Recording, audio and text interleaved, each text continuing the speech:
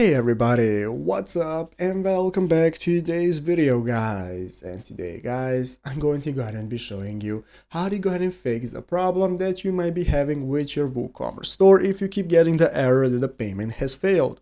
This is a very simple thing to do, so make sure to watch this quick and easy video till the very end, follow my steps correctly so you can make sure this works the same for you and you can do this yourself. But yeah guys, let's get straight into it.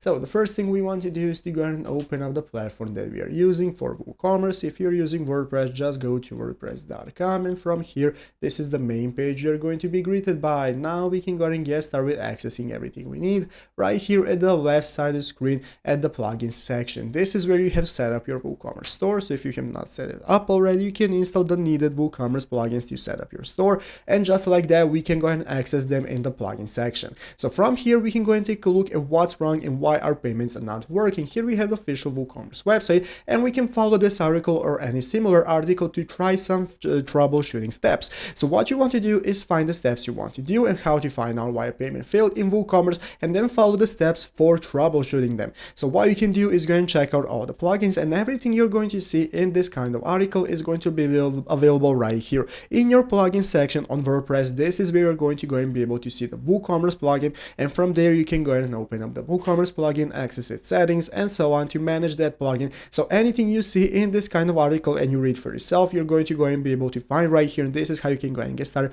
with finding what the problem is. So I hope this video was helpful. If it was, make sure to leave a like, subscribe to the channel. So thanks for watching, take care and bye.